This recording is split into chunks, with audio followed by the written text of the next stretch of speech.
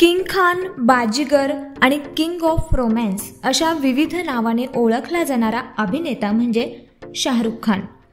बॉलिवूडच्या king खानचा आज 55वा वाढदिवस आहे.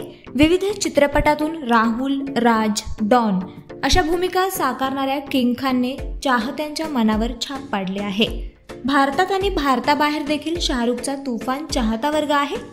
कशी आहे किंग खान शाहरुख खानची कारकीर्द जाणून घेऊ.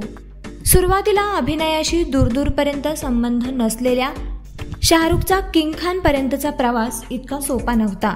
शाहरुखचा जन्म 2 नोव्हेंबर 1965 साली झाला.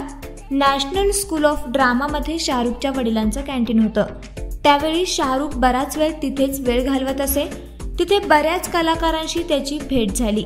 एकेकाळी शाहरुखने थिएटर बाहेर तिकीट देखील विकली होती. त्यातून त्याने 50 रुपये कमावले होते. ही त्याची पहिली कमाई होती. शाहरुखचे चित्रपट, त्यातील गाणे, त्याने साकारलेल्या भूमिका आणि त्याचे डायलॉग हे वेगळंच समीकरण आहे.